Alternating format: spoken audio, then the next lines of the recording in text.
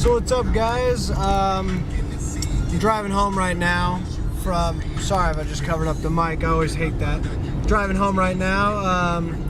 We got a snowstorm on February the 21st of 2013, and it's about 4:47 right now, and I'm driving home. It's kind of slick out. They got huge patches of snow like this that are just fucking slick as shit, and should have seen me going up that hill just a second ago. I'm in two-wheel drive. I like playing around in two-wheel drive because I get better gas mileage, and I like to think I can handle it driving in this little stuff. If it gets worse, you know, I'll put it in four-wheel drive, but as of right now, you know, it's not too bad. I just wanted to show you the snow. It honestly didn't start snowing until like 20 minutes ago. This is all the snow cover we've gotten in like 20 minutes. It's pretty ridiculous. I don't really know how well it's picking it up on camera, but I'm gonna be taping some more of this and taping how much snow we're actually getting in this little winter storm. Honestly, God, I hope it's enough to go snowmobiling. There's a car way down there. I don't know if you can see that. But yeah, I'm headed back to McLean. It's whoa. It's pretty bumpy out here, honestly. It's the worst part. These little things right there, it just makes your ride, you know, bump up and down, and I hate it. I'd rather have a thick coat of ice on the whole truck rather than this bullshit. But, you know, what are you gonna do? There's that tree that, the picnic tree, I guess you could say. But, you know, I love driving in snow. Other people hate it, but not me. I mean, I absolutely love it. I love playing around in this truck. My Explorer does really, really well in snow. I love playing around with it. I've only got it stuck once because I was being stupid and playing around with it in a waterway. So, but we won't be doing that again. And hopefully, like, I don't know, it'd be kind of cool to get a power slide into here, but I want to be safe and everything. I don't recommend, you know, trying to drive like crazy in snow or anything like this. The last time we had a winter storm like this in February, I was coming up a hill just like the one we are right now, and I was being kind of stupid, and I was going about the same speed that I am right now, except it was probably 10 times worse out. And as soon as I got to the top of that hill, my back tires lost traction, and I just started counter steering back and right and back and forth and back and forth, and finally got it straightened up. If anybody was with me, Ellis, Marissa, Tyler, and Taylor, if they remember, it was actually right here is where it happened. And you can see this road right here is one solid sheet of snow and ice, and that's what happened whenever we came over that bump right there, coming up this hill right here. We just got all sideways, and yeah, people thought I was gonna crash, but I counter steered just perfect, and it all worked out. So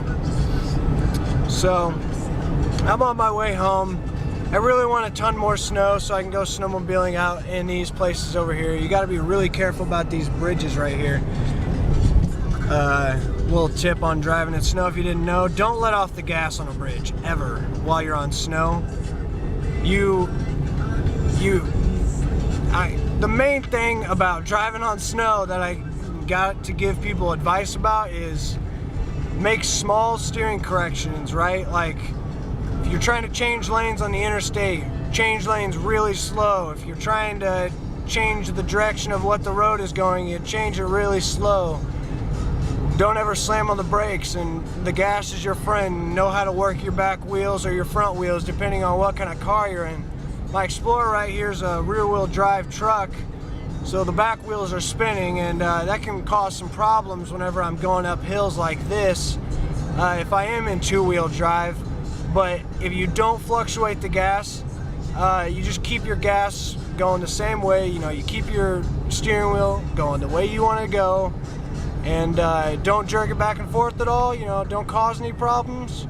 it's not going to give you any problems back. And if you do have the option of driving a four-wheel drive truck in this kind of snow, I would pick the four-wheel drive option, because you're going to get that option of your front tires. You can turn wherever you want to go, and they're going to dig into the snow and catch traction a little bit better than they would if they don't have any power to them. And it really helps out whenever you're driving in this. As you can see, it's pretty much white out. I can see McLean up there, but I don't think my camera's picking it up.